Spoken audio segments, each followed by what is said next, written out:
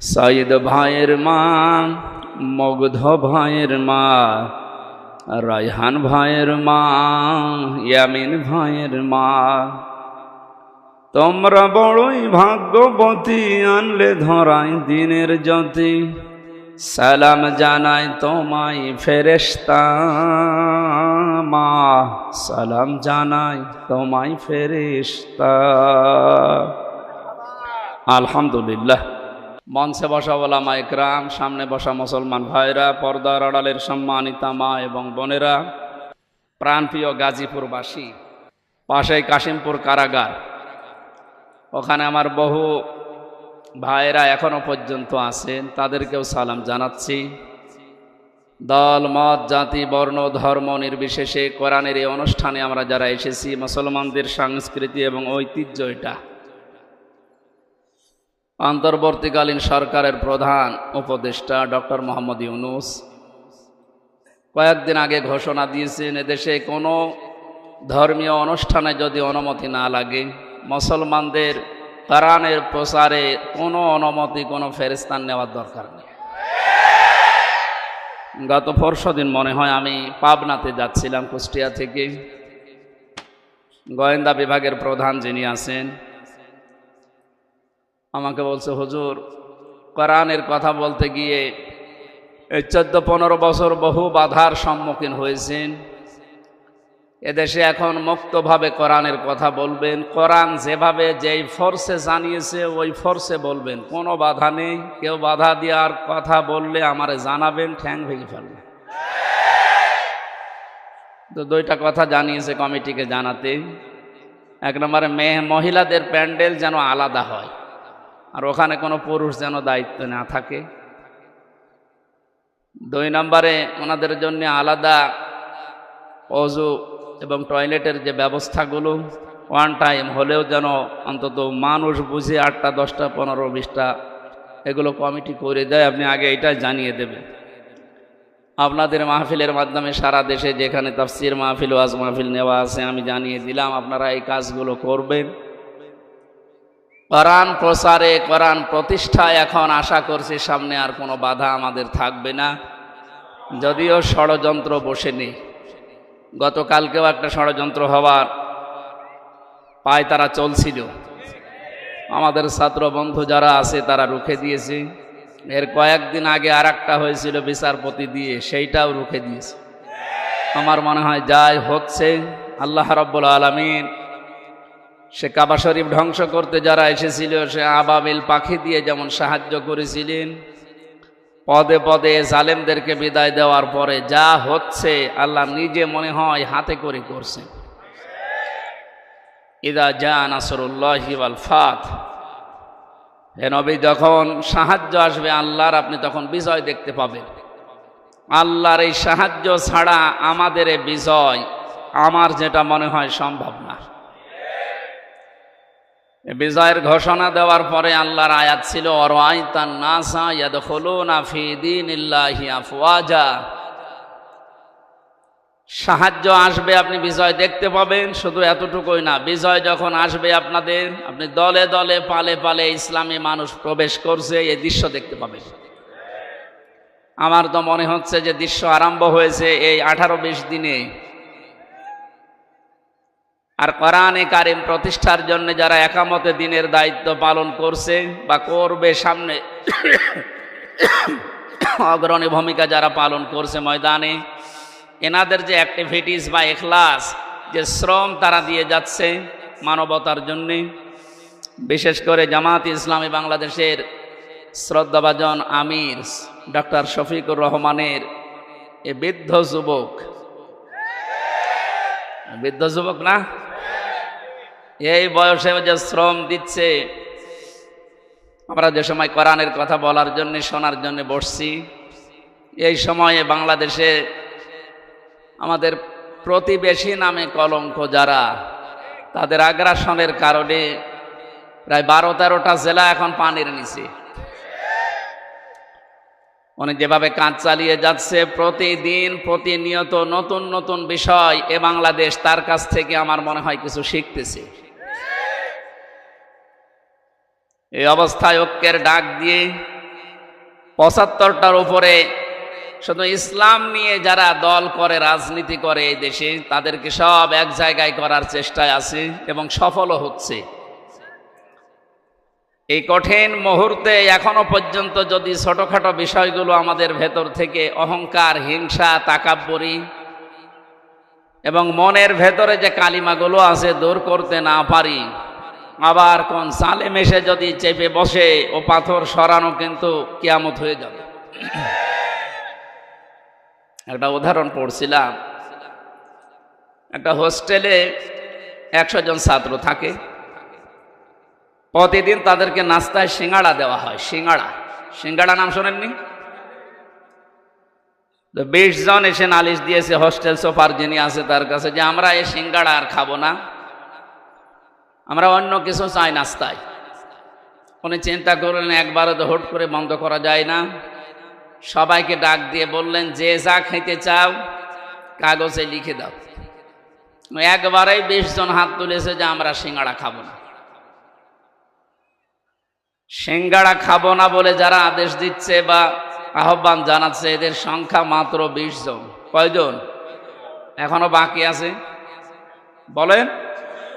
এর ভেতরে হয়তো 16 জন লিখে দিয়েছে যে আমরা রোল চাই, 15 জন লিখে দিয়েছে হয়তো যে পাউরুটি কলা চাই। এভাবে দেখতে দেখতে শেষ পর্যন্ত দেখা গেল যে 20-এর উপরে আর পার হচ্ছে না। 20-এর বাইরে যারা ছিল তারা কি সংখ্যায় কম না বেশি? কত বেশি বলেন তো? 4 ভাগ। কত বেশি? এরপরেও কারোরটা পাস হয়নি, হয়েছে কারটা? ওই 20 জনেরটা। এই জন্য আমাদের অবস্থান সামনে কিন্তু এরকম আসতেছে। আমরা নিজেদের ভেতরে কাদা ছড়াছড়ি করে ভুল বুঝে এতদিন যা করেছি ওটা আমরা একা করেছি তা না, আমাদেরকে করানো হয়েছে। আমি গোয়েন্দা বিভাগদের কাছ থেকে বহু তথ্য পেয়েছি এই 3 বছর জেলে থাকার কারণে। ওখানে তো সব রাজা, মহারাজা, মহারথী ওখানে আছে। ওনারা জানিয়েছে যে ইসলামকে এ দেশে যেন দাঁড় করাতে না পারে, সেই জন্যে ছোটখাটো বিষয় নিয়ে মানুষের ভেতরে মতভেদ তৈরি করার জন্য জেনারেল মানুষগুলো যা করে করুক, হুজুর ছাড়া, টুপিওয়ালা ছাড়া এরা যেন এক জায়গায় হতে না পারে। যদিও সংখ্যায় এরা একেবারে কম না। কম নাকি? আমার মনে হয় এদেশে আমরা যারা শুধু টুপি মাথায় দেয় আর কারো লাগার কথা না, শুধু টুপিওয়ালা মানুষগুলো যদি এক হয়ে যায় আর ওদের ষড়যন্ত্র যদি কাজে না লাগে। দায়িত্বে যিনি ছিলেন এতদিন 41 সাল টার্গেট দিয়েছিলেন, অতদিন লাগবে না, 41 ঘন্টায় এদেশে ইসলাম দাঁড় হয়ে যাবে ইনশাআল্লাহ। দিন যেভাবে যাচ্ছে এবং বিভিন্ন জেনারেল মানুষগুলো, এমনকি আজকে 3 জন হিন্দুকে দেখলাম, তারা ডাক্তার শফিকুর রহমানের হাতে হাত দিয়ে ইসলামী আন্দোলন করবে, জামাত ইসলামী বাংলাদেশে ওরা অলরেডি যোগ দিয়েছে।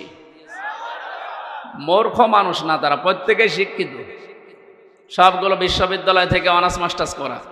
তারা বুঝতেছে যে এই জামানা যা শুরু হয়েছে, 15 বছর যা দেখলাম, মানবতার ফেরিওয়ালা বিভিন্ন মানুষের নামে আমরা শুধু শুনেছি, বাস্তবে তাদেরকে দেখি নাই, যেটা এখন দেখতে পাচ্ছি ডাক্তার শফিকুর রহমানের ভেতরে।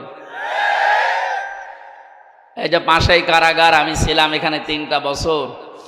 ডাক্তার শফিকুর রহমান সাহেব 4 তলায় ছিলেন, আমরা ছিলাম, উনি 2 তলায় ছিলেন, আমরা ছিলাম 4 তলায়। ডক্টর সাথে 4 দিন ছিলাম। যে ব্যবহার আমি পেয়েছিলাম, ওনার যে আচরণ, ওনার যে আমল, বা ওনার যে অবস্থান, ওনার ইমানের আমলের, আমরা হাজারো আলেম ছিলাই, ওই পর্যায়ে আমরা এই জেনারেল মানুষের কাছে হেরে গেছি। ওনার এক একটা সেজদায় কেটে যেত 45 মিনিট, 1 ঘন্টা করি, আর 1 ঘন্টায় আমাদের 10 রাকাত নামাজ হয়ে যায়। আমার যতটুকু বিশ্বাস আমার মনের, আমার ইমানের, এই অ্যাক্টিভিটিস এবং ইখলাসের কারণে আল্লাহ রাব্বুল আলামিন দলে দলে, পালে পালে মানুষদেরকে ইসলামী আজ প্রবেশ করাচ্ছে। এটা যেন অব্যাহত থাকে। 5 তারিখের আগ পর্যন্ত মাত্র 20 ভাগ মানুষ চাইতো যে দেশে ইসলাম কায়েম হোক। এই 18-19 দিনের ব্যবধানে এখন প্রায় 35 ভাগের উপরে মানুষ অলরেডি চাচ্ছে যে দেশে ইসলাম দিয়ে, কোরআন দিয়ে দেশটা চলুক। আমরা তো দেখলাম এই 53 বছর, যদিও আমরা 33 বছর, আমার মুরব্বী যে বসে আছে, এই সমস্ত মানুষগুলো তো দেখেছে যে বাবা চালিয়েছে যে কেমন লাগে, না দেখে নাই? স্বামীও চালিয়েছিল, মানুষ দেখেছে। চাচা চালিয়েছে, জোর করে হোক আর যেভাবে হোক, তাও মানুষ দেখেছে। বউ চালাইলো, দেখলাম, অন্তত আমি দেখেছি। ভাবিও চালিয়েছিল, দেখেছিলাম। এখন শুধু দেখতে বাকি আছে যে এ কোরআন দিয়ে দেশ চললে কেমন দেখা যায়। এটা দিয়ে চালান, এ কারাগার লাগবে না। কারাগার লাগবে কোন কারণে? এটা দিয়ে চললে অপরাধ হলে যে সঙ্গে সঙ্গে বিচার হয়ে যাবে, অপরাধ শেষ। এখানে বছরের পরে বছর মানুষকে কারণে অকারণে আপনি আটকিয়ে বেকার কষ্ট দেবেন কোন কারণে? আমি যে সিঙ্গাড়ার উদাহরণ দিলাম, 100 জনের মাত্র 20 জন চায়, 80 জন মানুষ থাকার পরেও তাদেরটা পাস হয়নি। এই কারণেই এ বাংলাদেশের মুসলমানগুলো আজ আমরা যদি এক হতে পারতাম, এ 3 বছরে যে নির্যাতন, জুলুম, অত্যাচার শিকার আমরা হলাম, বিশেষ করে আলেমেরা, 76 জন আলেম আমরা এক জায়গায় ছিলাম, হেফাজত ইসলাম বাংলাদেশ সহ, চরমনায়ের কিছু মুরিদ ভাই সহ আমরা। একজন হিন্দু ছিলেন জেলার, এই লোকটা আমার সামনে একটা মুসলমানকে, দাড়িওয়ালা মানুষকে একটু মনে হয় কমান্ড মানে নাই, এই জন্যে লোক দিয়ে যেভাবে পিটিয়েছে, ওই সময় মনে মনে হচ্ছিল যে এদেশে 96 ভাগ মুসলমান আর মাত্র 4 ভাগ ওরা। আর কিভাবে পেটটা কোনো খুব বেশি বড় জিনিস না, মানিছিল না। একদিন একটু হইচই হচ্ছিল, ওই বাইরে যেতে নিষেধ করেছে, উনি একটু গিয়েছে।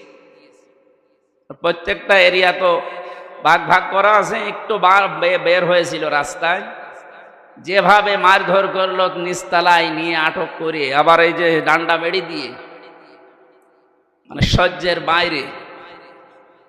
এই অবস্থা তৈরি হয়েছিল শুধু আমাদের এই মতানক্যের কারণে। আল্লাহ রাব্বুল আলামিন ওই দৃশ্য যেন আর কোনোদিন আমাদের দেশে সামনে নিয়ে না আসে। আমরা যেন দেখতে পাই যে আল্লাহর এই কালাম দিয়ে আমাদের এই 56,000 বর্গ মাইল চলছে।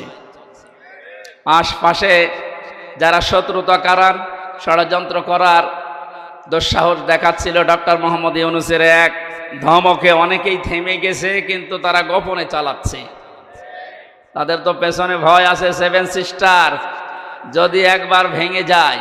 ওরা যেমন বাংলাদেশ পাকিস্তান থেকে ভাগ করেছিল, এখন পাকিস্তান আর বাংলাদেশ মিলে ভারতকে টুকরা টুকরা করে ছাড়বে। শুরু হয়ে গেছে। আমাদের যেমন ছাত্ররা বিষয় এনে দিয়েছে, পাকিস্তানও মনে হয় কয়েকদিন পরে চলে আসবে ইনশাল্লাহ। এরপরেই দেখবেন ভারতও শুরু হয়ে গেছে। কোরআনের কথা শুনতে এসেছি, আমরা তাফসীর আকারে কথা বলবো। ওখানে লেখা আছে তাই যে আল্লাহ আমাদেরকে, কঠিন মুহূর্ত চলছে যেহেতু বাংলাদেশে, কত মানুষ পানির নিচে, কত মানুষ বিনা কারণে অকারণে এই জেলখানায় পচতেছে। আল্লাহ রাব্বুল আলামিন এই সময় আমাদেরকে কোরআনের কথা শোনার জন্য নিয়ে আসলে আমরা খুশি এবং আনন্দ চিত্তে বলছি আলহামদুলিল্লাহ। আল্লাহ পাক বলেন, তাহা মা আনজালনা আলাইকাল কুরআনা লিতাশকা। হে নবী, এ কোরআন আমি আপনাকে এই জন্য দেইনি যে আপনি মার খাবেন। এ কোরআন এই জন্য দেয়নি যে অন্য দেশের মানুষ আপনাকে পানি দিয়ে ডুবিয়ে মেরে ফেলবে না। লিতাশকর ব্যাখ্যায় আধুনিকভাবে যদি বলা যায়, দুঃখ কষ্ট সহ্য করার জন্যে, হুমকি ধমকি খাওয়ার জন্য কোরআন আমি দেইনি। কোরআন দিয়েছি আপনি সবার উপরে থাকবেন। নবীজিকে যতগুলো নাম দিয়ে আল্লাহ ডাক দিয়েছিলেন, তার ভেতরে 2 নম্বরের নাম হচ্ছে তহা। ওনাকে আল্লাহ ডাক দিয়েছেন প্রথমে ইয়াসিন বলে। কি বলে বলেন তো? বলেন। তাফসিরে কাবীরে আল্লাহ পাক মুফাসসির যারা ইয়াসিন শব্দের তাফসীর করতে গিয়ে তারা দিয়েছেন ইয়া মানে হে, সিন মানে সাজ্জেদ। সাজ্জেদের ব্যাখ্যা করতে গিয়ে আল্লামা ফখরউদ্দীন রাজি রহমাতুল্লাহ আলাইহি উনি 5টা বিষয় সামনে নিয়ে এসেছেন। মুফাসসির বলেন সিন মানে আল্লাহ বুঝিয়েছেন সাজ্জিদুল আলামিন, সিন মানে সাজ্জিদুল বাশার, সিন মানে সাজ্জিদুল কাউনাইন, সিন মানে সাজ্জিদুল আম্বিয়া, সিন মানে সাজ্জিদুল মুরসালিন। প্রতিটি শব্দের ব্যাখ্যা করতে গিয়ে আমরা দেখেছি, মুফাসসিরের কথা বলছি, উনি জানিয়েছেন সাজ্জিদুল আলামিন মানে শুধুমাত্র বাংলাদেশ না, শুধুমাত্র এই পৃথিবী না, এই 228টা রাষ্ট্র নিয়ে দুনিয়া গঠিত এখন। এর বাইরে যত জগৎ আল্লাহ বানিয়েছে, যত জায়গায় মানুষ যেতে পারে, যেমন চাঁদে যাচ্ছে, মঙ্গলে যাচ্ছে, যত জায়গায় যেতে পারে ওখানেও যদি কেউ বসবাস করা আরম্ভ করে, সেখানেও তাকে মুহাম্মদুর রাসূলুল্লাহকে নেতা মানা লাগবে। কারণ আল্লাহর ঘোষণা দেওয়া নেতা এই দুনিয়ায় একজনই, ইয়াসিন, হে নেতা। পৃথিবীর অন্য কাউকে আল্লাহ এ শব্দ দিয়ে ডাকেননি, হে নেতা, না, শুধুমাত্র মুহাম্মদুর রাসূলুল্লাহকে আল্লাহ ইন্ডিকেট করেছেন। সাজ্জিদুল আলামিন দিয়ে বোঝা যায় পৃথিবীর কোন জায়গা না, যে কোনো গ্রহে যদি আপনি বাস করতে যান, তানাজ্জালুল আমরু বাইনাহুন্না, ওই সমস্ত জায়গায় আল্লাহর বিধিবিধান নাজিল হচ্ছে তাদের প্রয়োজনে।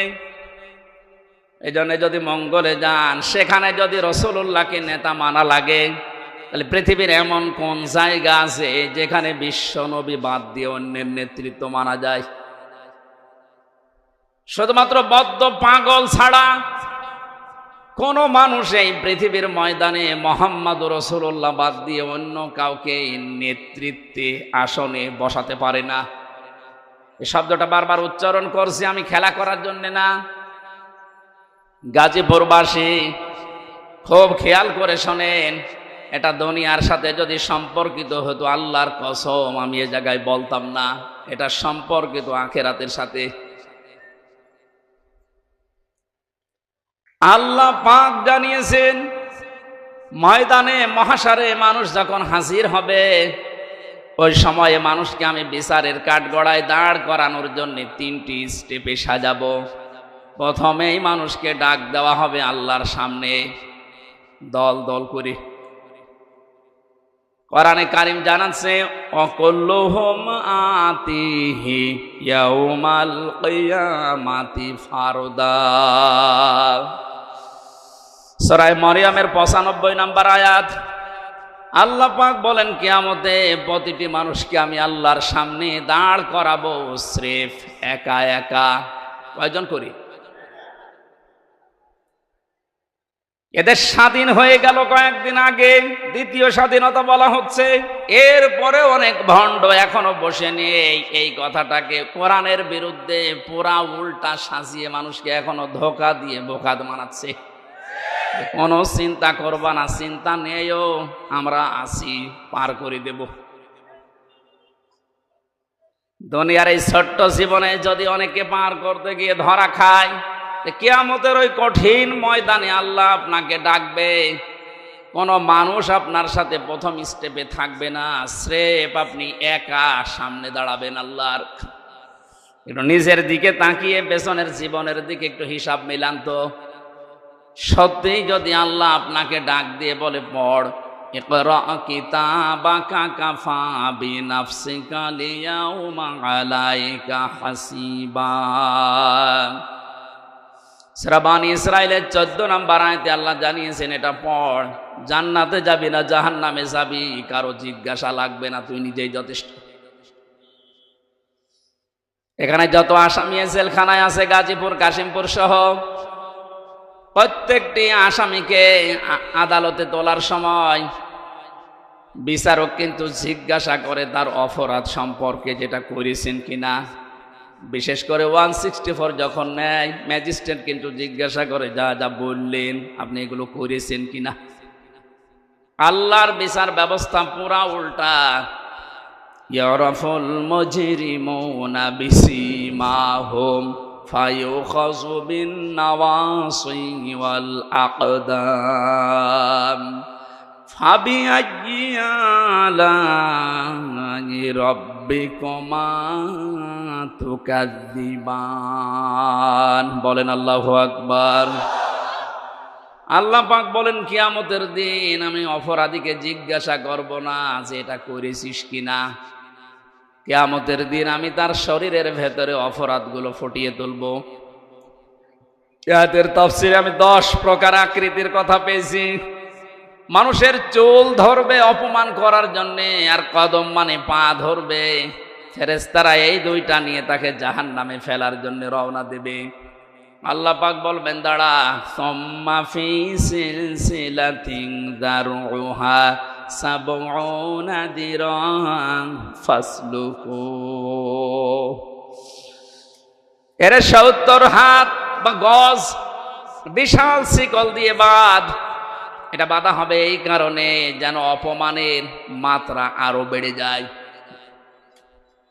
15টা বছরের যে দৃশ্যগুলো আমি আদালতে দেখেছি, বিশেষ করে আমার 3 বছরে, সাইকুল হাদিসের সন্তান সাইকুল হাদিস এবং হাজারো আলেম, আজকে একজন মাজলুম আলেম বের হয়েছে, মুফতি জসিমউদ্দিন রহমানী।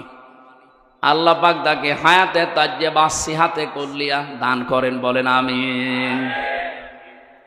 এই আলেমদের জুতা টানার যোগ্যতাও যারা দায়িত্বে ছিল তাদের ছিল না। অথচ এই মানুষগুলোকে আদালতে হাজির করতে গিয়ে দেখতাম পায়ে দিয়েছে ডান্ডা বেড়ি, হাতে দিয়েছে হ্যান্ডকাপ, তাও যেটা দিলে হাত কেটে যায়। মাজায় দড়ি বেঁধে ছাগলের মতো গরুর মতো টানতে টানতে নিয়ে যেত।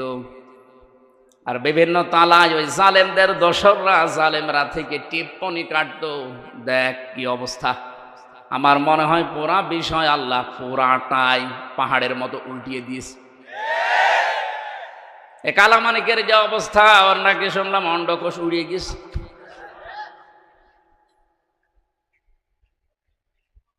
এ শয়তানটা বিশ্ব নন্দিত মুফাসসিরে কোরআন শহীদ আল্লামা দেলাওয়ার হোসেন সাইদি রহমতুল্লাহ আলাইহে, তাকে ফাঁসি দেওয়ার জন্য যে গর্ববোধ করেছিল যে আমি তাকে ফাঁসি দিয়েছি।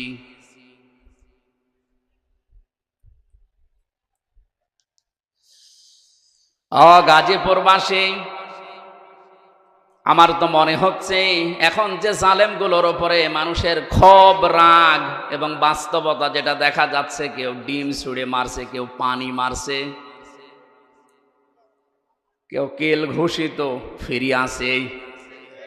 এগুলো সব আমার যতটুকু ধারণা নবীর ওই হাদিস অনুযায়ী এটা আলেমদের বরদোয়ার ফল। বিশ্বনবী জানিয়েছেন ইত্তাকি দাওয়াতাল মাজলুম, পৃথিবীর মানুষেরা সাবধান, তুমি আর চাই করো না কেন মাজলুমের বরদোয়া থেকে নিজেকে বেশি বাঁচিয়ে রাখবা, কারণ এটা একটা কঠিন বিষয়। ফাইন্নাহা লাইসা বাইনাহু ওয়া বাইনাল্লাহি হিজাব। মাজলুম যদি বরদোয়া করে আর আল্লাহর মাঝে কোনো পর্দা, কোনো ফারাক থাকে না, সঙ্গে সঙ্গে কবুল হয়ে যায়। আমার মাথায় দড়ি দিয়ে যখন নিয়ে গিয়েছিল, প্রথমে এত অসহায় মনে হচ্ছিল নিজের কাছে যে আল্লাহ আমি কি করেছি। পায়ে দিয়েছে ডান্ডা বেড়ি, হাতের ভেতরে এখানকার মাজার ভেতরে সে এত মোটা মোটা দড়ি। 2-3 জন 4 জন পুলিশ হাত ধরে রাখে, আর একজন টানতেছে, গরু টেনে নিয়ে যাচ্ছে। দুনিয়ায় যদি আল্লাহ এটা উল্টিয়ে দেখাতে পারে, আখিরাতের বিচার তো আলাদা। এজন্য কিয়ামতে আপনি একা দাঁড়াবেন, কোনো সাক্ষী লাগবে না। আপনার শরীরের ভেতরে ওই বিষয়গুলো আল্লাহ ফুটিয়ে তুলবে।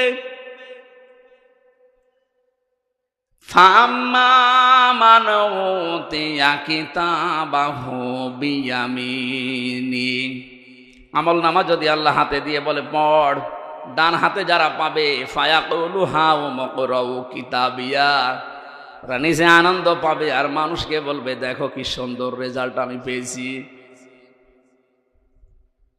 বাংলার মানুষেরা, পাশে যেহেতু কারাগার, হাজারো মানুষ এখন যারা আছে, আমি যেহেতু নিজের বাস্তবতা বলছি, হাজার হাজার মানুষ এই জেলখানায় তো প্রায় এক জায়গায় 10,000 আছে, এখন মনে হয় আরো বেশি। এই মানুষগুলো এই মাগরিবের পরে, এশার পরে এদের অনুশোচনা শুরু হয়। সবাইকে উদ্দেশ্য করে বলছি, আমরা যে যা করছি দুনিয়াতে, কিয়ামতের ময়দানে বইটা হাতে দেওয়ার পরে পড়তে পারবেন তো? এজন্য নিজের ব্যক্তিগত জীবনকে আগে সংশোধন করা আরম্ভ করেন। আমি নিজের থেকে এখন শুরু করব। আমি যদি সত্যি এখনই মারা যায়, আমার এই 33 বছরের যে রেকর্ড আল্লাহ আমাকে দেখাবে, আমি যেন সম্মুখে পড়তে পারি, এরকম কাজ এখন থেকে আরম্ভ করব। জীবনের আসল সফলতায় তো ওইটা, ফামাং সুহসিহা আনিন নারি ওয়া উদখিলাল জান্নাতা ফাকাদ ফাজ। আল্লাহ পাক বলেন, ওই লোকটার জীবন তো সফল যাকে আস্তে আস্তে জাহান্নামের কাজগুলো ছেড়ে দেওয়ায় আর জান্নাতের কাজের দিকে আমি আল্লাহ তাকে এগিয়ে দেই। সুতরাং এমন আমল, এমন কাজ, এমন বই আমি তৈরি করতে চাই যেটা কোটি কোটি মানুষের সামনে আমি মানুষকে পড়ে শোনাতে পারবো। বলেন আমিন। কিয়ামতে যেহেতু সর্বপ্রথম আল্লাহ বিচার ব্যবস্থায় আপনাকে আমাকে একা ডাকবে, স্রেফ কেউ থাকবে না। সূরা মরিয়মের এই 95 নম্বর আয়াত অনুযায়ী যদি এখনো কেউ ধোকায় পড়ে থাকেন যে না আমার বাবা আছে বাঁচাবে, এই আয়াত অনুযায়ী এটা পুরা মিথ্যা আশ্বাস। কথা বলেন না কেন? কেউ থাকবে না পাশে, আপনি স্রেফ একা থাকবেন। বিচারের দ্বিতীয় স্টেপে আল্লাহ এবার ডাকবেন, ইয়াউমা নাদউ কুল্লা উনাসিম বিইমামিহিম। সূরা বানী ইসরাঈল 82 নম্বর আয়াতের 72 নম্বর আয়াতের প্রথম অংশে আছে। আল্লাহ বলেন, কিয়ামতে এবার আর তোকে একা না, তোকে ডাক দেব আমার দরবারে তোর নেতার সাথে। কার সাথে? এটা যদি কেউ রাজনীতি মনে করেন, আপনার কপালে আগুন লাগবে। আল্লাহ পাক বলেন, কিয়ামতে আমি তোকে তোর নেতার সাথে ডাক দেব। ও গাজীপুরবাসী, নিজের মনকে প্রশ্ন করেন তো, আপনি যে নেতার আদর্শ মেনে চলেন, ওকে যেহেতু আল্লাহ আগে ডাকবে, এরপরে পেছনে আপনাকে, আপনার কি মনে হয় এখন? আপনি যার পেছনে এখনো পর্যন্ত আছেন, ওই লোকটা যদি সামনে থাকে, আল্লাহ কি মাফ করবে বলে মনে হয়?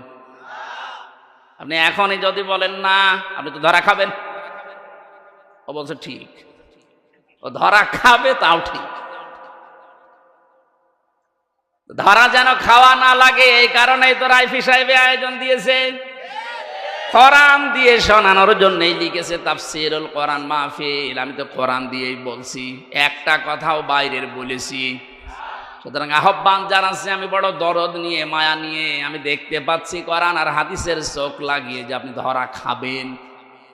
এখনো পর্যন্ত অনেক জালেম, জালেমের দোসর এখনো স্ট্যাটাস দিয়ে যাচ্ছে। আমার মনে হয় যার মনের ভেতরে বিন্দু পরিমাণ একটু বিবেক, একটু অনুশোচনা কাজ করে, তার সামনে যদি শুধু আয়না ঘরটা ভেসে আসে, কোনোদিনও জালেমের পক্ষে স্ট্যাটাস দেওয়ার কথা না। মর্মান্তিক বিষয়, আপনি একটু ভাবেন শুধু। আমি মাঠের নিচে ছিলাম, কি অসহায় মনে হয় নিজেকে, তাও তো আমার একটু বড় জায়গা ছিলাম, কিন্তু ব্যারিস্টার আমান আজমি ভাই সহ যারা ছিলেন, ওদের কবরের মতো জায়গায় রেখে দিত। এই জুলুমের সাথে যারা জড়িত, এখনো যদি বিশ্বাস না হয়, যারা দায়িত্বে আছে তাদেরকে বলবো, এই আয়না ঘরটা টুরিস্ট স্পেস হিসাবে রেখে দেন। মানুষ যেন, তামাম দুনিয়ার মানুষ বোঝে যে এই পৃথিবীতে একজন জালেম ছিল। এটা জুলুমের একেবারে সর্বোচ্চ পর্যায়। এটা বেঁচে থাকা মানুষও জানে না। আপনি যদি মেরে ফেলে সংবাদ দিয়ে দিতেন যে অমুককে মেরে ফেলেছি, তাহলে তার বউটা অন্য জায়গায় বিয়ে করতে পারত, তার ছেলে মেয়ে বসতো যে বাপ মারা গেছে। কি অবস্থা বলেন তো ব্যারিস্টার আরমানের? তার স্ত্রীকে আপনি কি জবাব দেবেন কিয়ামতে? আয়না ঘরের সাথে যারা জড়িত ছিলেন, যদি ব্যারিস্টার আরমানের বউ আপনাকে মাফ না করে, কোরআন হাতে নিয়ে বলছে আপনি চির জাহান্নামী, কেউ পারবে না আপনাকে বাঁচাতে। হ্যাঁ, আল্লাহ বলেন আল্লাহ পারবে না, কারণ আল্লাহ পাক ছেড়ে দিয়েছে ব্যারিস্টার আরমানের বড় উপরে। এটা হক্কুল ইবাদের ভেতরে 8টা বছর স্বামী থেকে আপনি তাকে আলাদা করে রেখেছেন, ও জানতোই না যে দুনিয়ায় আছে।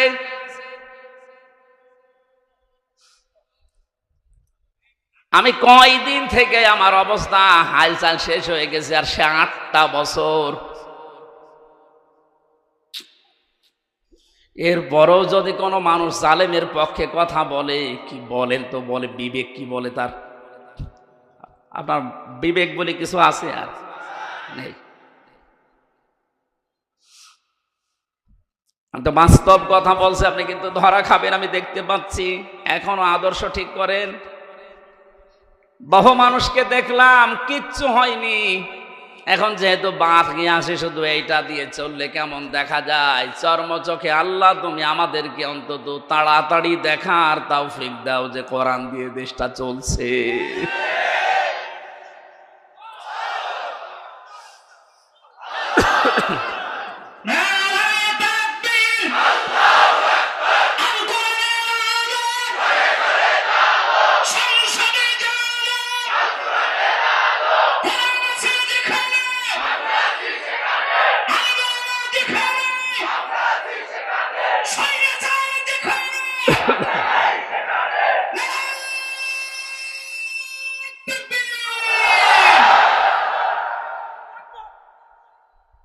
অন্য কোনো দিকে না নিয়ে বিবেকের দিকে নিয়ে যান। আমি আপনাকে বাঁচাতে চাই। সত্যি আমরা কিন্তু ধরা খেয়ে যাব যাদের আদর্শ ঠিক নেই। এই মুহূর্ত থেকে আমি আশা করছি পাল্টাবেন। 2 নম্বরের ব্যাখ্যায় পেয়েছি, আল্লাহর নবী জানিয়েছেন আমাকে আল্লাহ ইয়াসিন বলে ডাক দেওয়ার কারণে, এই সিন মানে সাইয়্যিদুল আলামিনের পরে সিন মানে সাইয়্যিদুল বাশার। সিন মানে কি? বাশার মানে মানুষ। মানুষ পদবাচ্যে যারা বিবেচিত, এ কথা যারা সুবহানাল্লাহ আলহামদুলিল্লাহ লা ইলাহা ইল্লাল্লাহ, সুবহানাল্লাহ আলহামদুলিল্লাহ লা ইলাহা ইল্লাল্লাহ, লা ইলাহা ইল্লাল্লাহ মুহাম্মাদুর রাসূলুল্লাহ।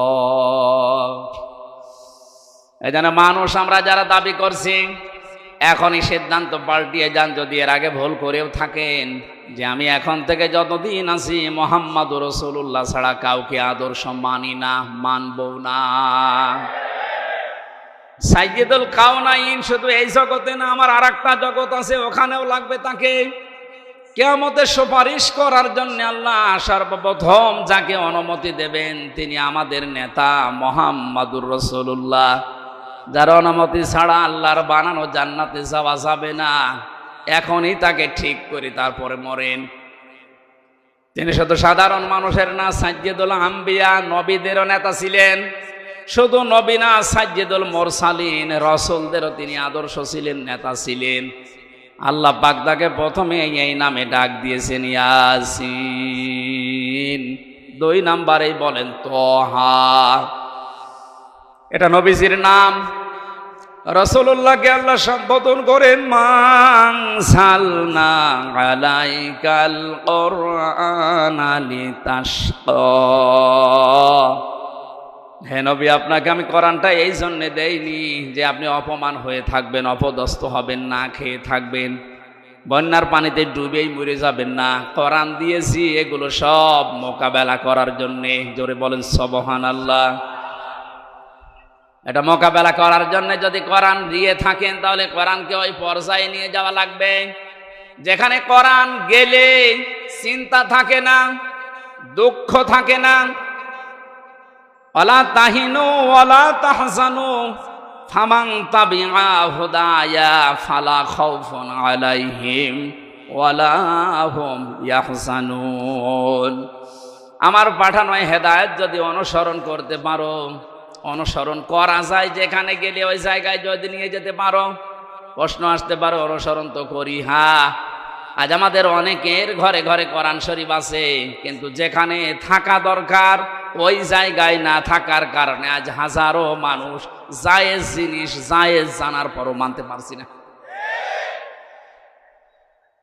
যেখানে গেলে জায়েজটা জায়েজ ভাবে মানা যায়, আর হারামটা হারাম জানার পরে ছেড়ে দেওয়া যায়, এই জায়গায় কোরআনকে পৌঁছিয়ে দেওয়ার দায়িত্ব এখন আমাদের। আর সে সময় এবং সুযোগ আমাদের সামনে ইনশাল্লাহ আসতেছে। এরপরও যদি আপনি ভুল করে ফেলেন, আমার মনে হয় বারবার আল্লাহ সুযোগ দেবে না। কথা বলেন না কেন? মান ক্বারাআল কুরআনা ফাস্তাযহারাহু, যে ব্যক্তি কোরআন পড়ে এবং কোরআনকে দাঁড় করানোর জন্য স্পষ্ট এজহার মানে বিজয় করা। এজহার মানে কি? কোরআনকে বিজয় করার জন্য যারা চেষ্টা চালায়, ফাহাল্লা হালালাহু ওয়া হারামা হারামাহু, এর হালালকে হালাল জেনে আঁকড়িয়ে ধরে, হারামকে হারাম জেনে ছেড়ে দেয়, আদখালাহুল্লাহুল জান্নাহ, হে নবী আপনি বলেন আল্লাহ পাক তাকে জান্নাতে দিয়েই দিয়েছে। জান্নাতে দেবে না, জান্নাতে দিয়ে দিয়েছে। সুতরাং এমন একটা দেশ এখন কোরআনে কারিম দিয়ে গঠন করা দরকার, যেখানে বসবাস করলে জান্নাতে যাওয়ার গ্যারান্টি পাওয়া যায়। হজ করতে যারা যান, এই যে মানুষগুলোকে আমি দেখেছি 16 সালে, কি নিয়ে আসে মানুষ ওখান থেকে? আসার সময় হয় তসবিহ নেয়, পাথর নেয়, জায়নামাজ নেয়, আতর নেয়, আর বাকি কিছু কিছু জিনিস নিয়ে আসে, স্বর্ণ। ওখান থেকে নিয়ে আসার কথা ছিল কি, আরাফাতের ময়দানে অবস্থান করে যখন আবার আসতেছেন 9 তারিখে, মুজদালিফার যে ময়দানটা আছে, লক্ষ লক্ষ নারী পুরুষ খোলা আকাশের নিচে, কোনো অভিভাবক লাগবে না, একা একা শুয়ে আছে, পাশে যুবতী মেয়ে আছে। কোনোদিন কারো আজ পর্যন্ত সাহস হয়নি যে একটু তাকায়। কথা বলে না কেন? যেমন তেমন মেয়ে লোক না, বিশ্ব সুন্দরী যারা, তারাও শুয়ে আছে। এ কঠিন পরিস্থিতিতে যদি কোনো মানুষ আজ পর্যন্ত এটা প্রমাণ করতে না পারে যে এখান থেকে 5টা মেয়ে হাইজ্যাক হয়ে গেছে, শুনেছেন কোনোদিন? 5টা মেয়ে সম্ভ্রম হারিয়ে ফেলেছে, শুনেছেন কোনোদিন? 5টা ধর্ষণের শিকার হয়েছে, শুনেছেন? আপনি এটা নিয়ে আসতে পারেন না। কোরআনের নিয়মটা থাকার কারণে যদি খোলা আকাশের নিচে মরুভূমির ভেতরে এত বড় একটা নিরাপত্তা গ্যারান্টি পাওয়া যায়, 56,000 বর্গ মাইল যদি এইটা দিয়ে চলে, পুরাটাই আমার মনে হয় আল্লাহ মুজদালিফার মতো নিরাপত্তা দিয়ে দেবে। এজন্য আমাদের আসল কাজ হবে এখন এইটাকে উপরে তোলার চেষ্টা চালাচ্ছে যারা, আল্লাহ তাদের এই চেষ্টার ভেতরে যেন ইখলাস আরো বাড়িয়ে দেন, তাদের শরীর স্বাস্থ্য আল্লাহ যেন সুস্থ রাখেন। সবাই বলেন আমিন। দরুদ পড়ছি, সালাম পাঠাচ্ছি আমাদের নবী মুহাম্মদ রাসূলুল্লাহর উপরে, যিনি আর্থ মানবতার মুক্তির জন্য দুনিয়াতে এসেছিলেন। এখন তার আদর্শটা দিক বিদিক ছোটাছুটি করছে মানুষ, এই কারণে আমরা এখনো পর্যন্ত অসহায় হয়ে আছি দুনিয়ার ময়দানে। আল্লাহ যে উদ্দেশ্য নিয়ে তাকে পাঠিয়েছিলেন, তাকে যদি আমরা ওইভাবে গ্রহণ করতে পারি, এখনো আমরা নেতৃত্বের জায়গায় যেতে পারবো ইনশাআল্লাহ। আল্লাহ যেন ওটা দেখার তৌফিক আমাদের দেন, বলেন আমিন। আজকের আমার আলোচনার বিষয় হচ্ছে ঈমান আনার কিছু শর্ত আছে। এখানে আর একটা আলোচনা আছে সামনে, ওখানে ঈমান নষ্ট হয়ে যায় কি করলে, ওই বিষয়গুলো আমি কোরআন আর হাদিস দিয়ে তুলে ধরব। আজকের আলোচনার বিষয় ঈমান আনলেই না, আমরা যেহেতু ঈমান পাইনি, আমরা ঈমান এনেছি, এ কথাটা ঠিক হয়নি। আমরা ঈমান পেয়েছি না ঈমান এনেছি? হ্যাঁ, এটা ক্লাস চলছে, জবাব দেন তো ছাত্রের মতো। আমরা এখানে যারা আছি, ঈমান কি এনেছি না ঈমান পেয়েছি? পেয়েছি।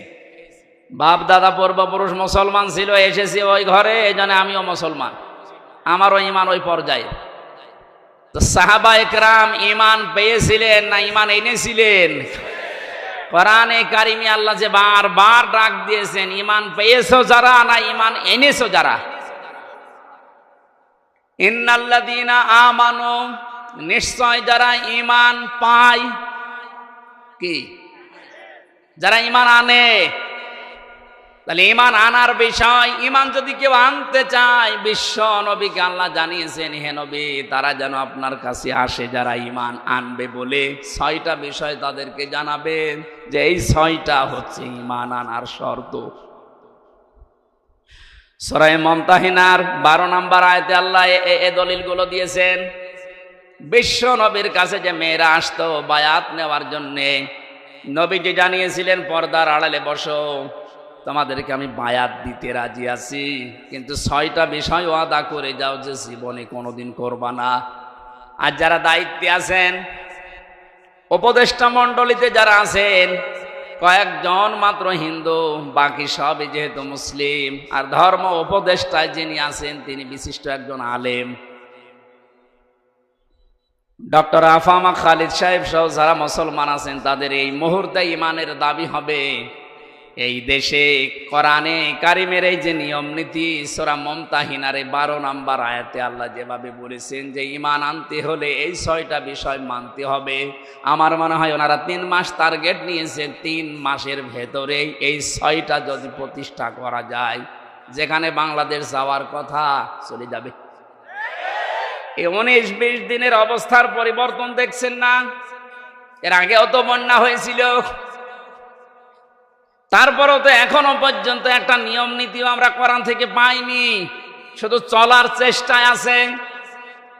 ওই সময়ের বন্যায় ব্যক্তিগতভাবে কিছু মানুষ কিছু করত, আর যারা দায়িত্বে ছিল তারা লোক দেখানোর জন্য কিছু করেছিল।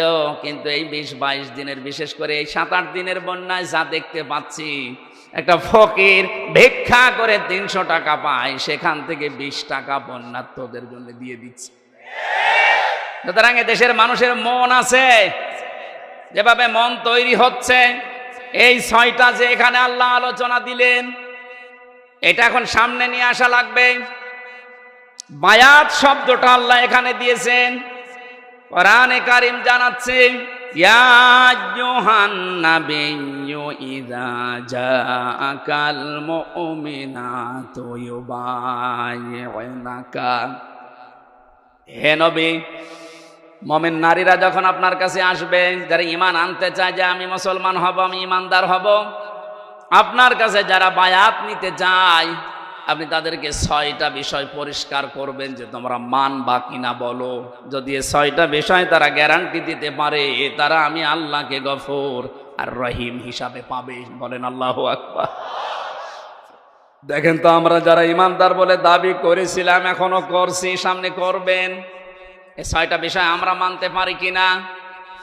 1 নম্বরে আল্লাহ ঘোষণা দিয়েছেন আল্লাহ ইউশরিকনা বিল্লাহি শাইআ।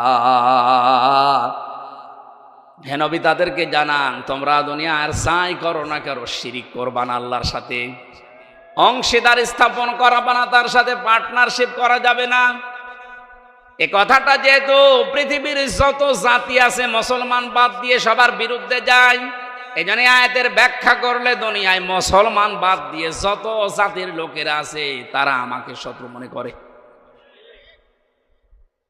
এটা আল্লাহর সাথে পার্টনারশিপ করা, শিরিক করা, এটা শুধুমাত্র মুশরিকরা করেছে তা না, দুনিয়ায় যত জাতি আছে সব আল্লাহর সাথে শরীক করে ফেলেছে। সেটা ইহুদি হোক, খ্রিস্টান হোক, বৌদ্ধ হোক, মুশরিক হোক, কথা বলে না কেন? নবীর ঘোষণা ছিল, আল্লাহ পাক জানিয়েছেন আপনার কাছে যারা আসবে তারা যেন শিরিক না করে, এইটার গ্যারান্টি দিতে বলেন। আমরা এই শিরকুন শব্দের ব্যাখ্যা পড়েছি, শিন র কাফ। শিরিক প্রধানত 4 প্রকার হয়: শিরিক বিজাত, শিরিক বিসিফাত, শিরিক বিল ইখতিয়ারা, শিরিক বিল হুকুক। তাফসীরের ভাষায় আমরা ভাগ করে করে দেখেছি, এক একটা 4 ভাগ করে হয়, 4 16 ভাগ। এরপরে ওইটা আবার 4 ভাগ করা যায়।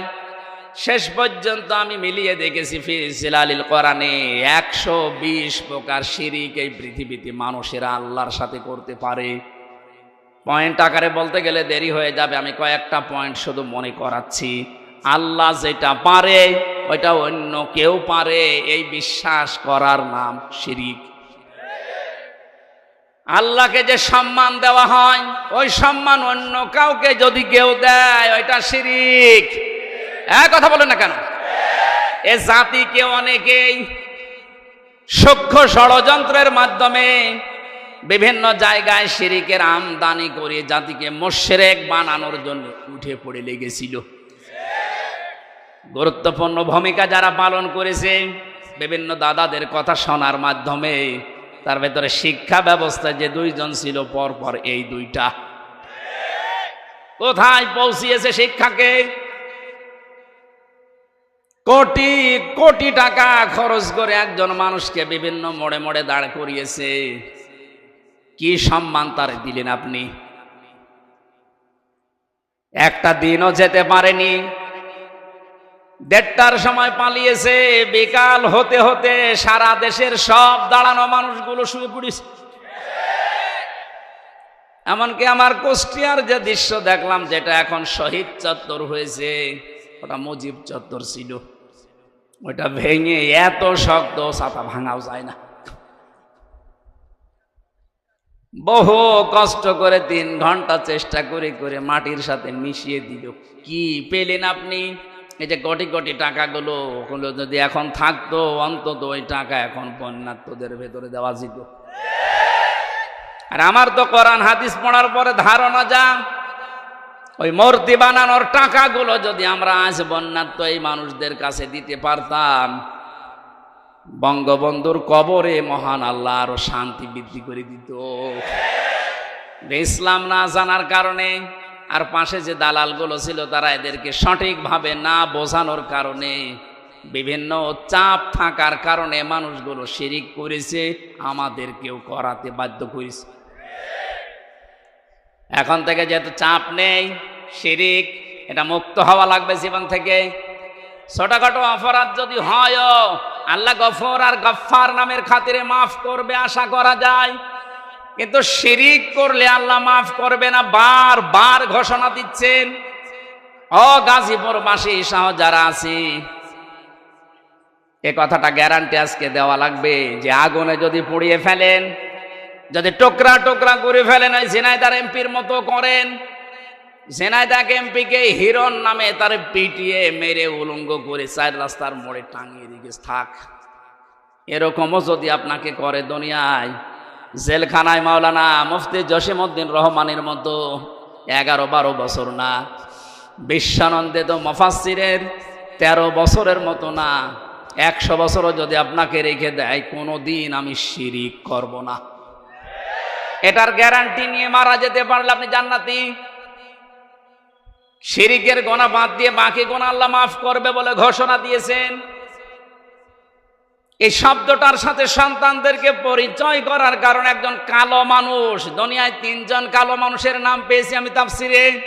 হযরত ওমরের খাদেম একজন, মাহাজা রাদিয়াল্লাহু তাআলা আনহু, আরেকজন এই যে যার নাম আল্লাহ কোরআনে দিয়েছেন, তার নামে লোকমান, 3 নম্বর হযরতে বেলাল। এত কালো ছিল এদের চেহারাগুলো, তাদের বর্ণনা পড়েছি তাফসিরে। ঠোঁটগুলো ছিল একেবারে ওই আফ্রিকার মতো ঝোলা মানুষের মতো চেহারা, কালো, এত কালো, হাড়ির তলা কি কালো, তার চাইতে কালো চেহারার যে বর্ণনা বলছি, এটা কি একবার দেখলে আর একবার দেখতে মন চাইবে বলেন?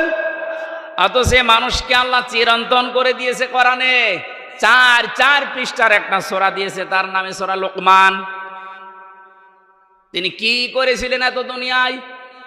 তার পুরা জীবনে আমি পড়ে দেখেছি, সর্বপ্রথম তার কাজ ছিল তার সন্তানকে তিনি ডাক দিয়ে এই শিরিকের বিষয়ে আল্লাহর সাথে পরিচয় করিয়েছিলেন। وَإِذْ قَالَ لُقْمَانُ لِابْنِهِ وَهُوَ يَعِظُهُ يَا بُنَيَّ لَا تُشْرِكْ بِاللَّهِ إِنَّ الشِّرْكَ لَظُلْمٌ عَظِيمٌ।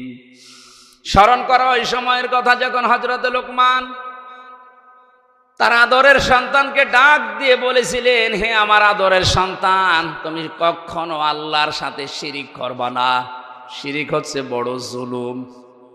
বাংলার মুসলমানেরা, আমাদেরও এখন উচিত হবে আমাদের আদরের ছেলে মেয়েদেরকে হযরত লোকমানের মতো যদি আল্লাহর সাথে শিরিকের এই বিষয়গুলো 120 প্রকার আছে, এ পয়েন্ট আকারে ধরে ধরে তাদেরকে যদি বোঝাতে পারেন, আপনাকেও আল্লাহ লোকমানের মতো চিরন্তন করে দেবেন।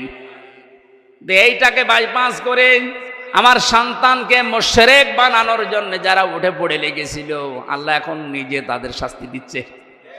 কারণ আল্লাহ সব সহ্য করে, শিরিক সহ্য করে না।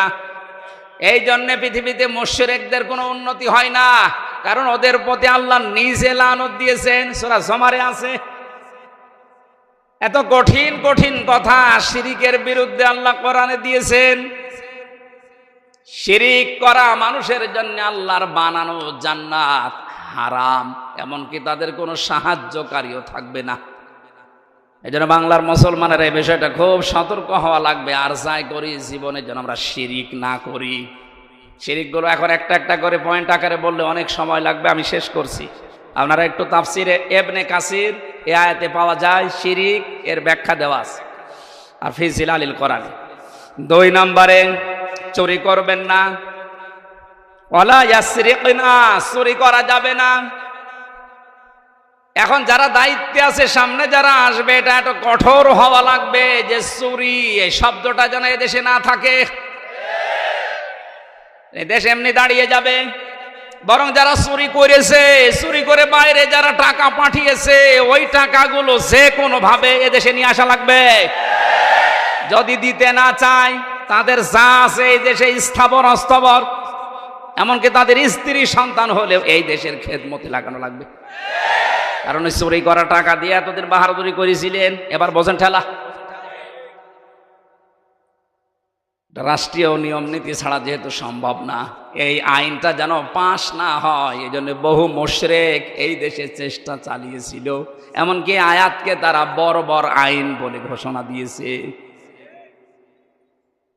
এখন যারা সামনে যাবে তারা যেন এটা একটু মেনে নেওয়ার চেষ্টা চালান। ওয়ালা ইয়াসিবেনা। আজ বাস্তবতা পুরো ভিন্ন দেখছি।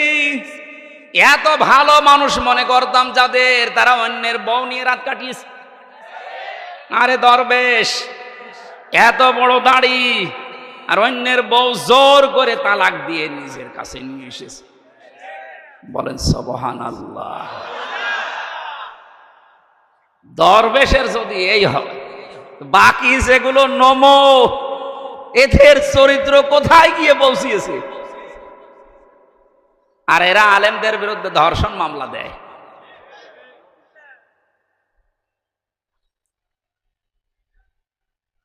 বিচার ব্যবস্থাটাকে, আইনকে একেবারে বাংলাদেশ থেকে একেবারে শেষ করে দিয়েছে যে লোকটা দায়িত্বে ছিল। এটা যেহেতু শুরু হয় নিজের কাছ থেকে, একেবারে অন্তর থেকে, যারা আমরা এখানে আছি জীবনে যাই করি, জিনা এটা খুব খুব মারাত্মক বিষয়। আলা তাকরাবুজ জিনা, জিনা করা দূরের কথা, ওর ধারে কাছেও যাওয়া যাবে না। ওটা দিয়ে যেটা আরম্ভ হয়, যেই মাধ্যমগুলো দিয়ে, ওই মাধ্যমগুলো এখন কন্ট্রোল করা দরকার। যে সমস্ত বিষয়গুলো উন্মুক্ত আছে, এগুলো কন্ট্রোলে নিয়ে আসা দরকার। বিশেষ করে যিনি দায়িত্বে আছে, এখন মনে হয় নাহিদ ইসলাম আছে না, উনি যেন আরো শক্ত হন। কারণ মানুষের চরিত্রই যদি না থাকে তো কি আছে বলেন। এরপরে আল্লাহ জানিয়েছিলেন সন্তান হত্যা করা যাবে না, অপবাদ দেওয়া যাবে না। এর ভেতরে 3টা পয়েন্ট আমি তাফসীর থেকে পেয়েছিলাম। শেষ করবো না, চালাবো? হ্যাঁ,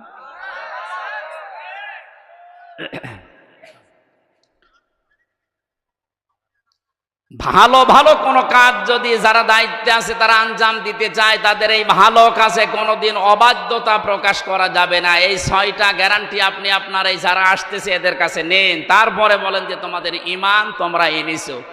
আল্লাহ আমি সহ যারা এখানে আছি, এই বিষয়গুলো সামনে নিয়ে এসে কাজ করার তৌফিক দাও, আমিন।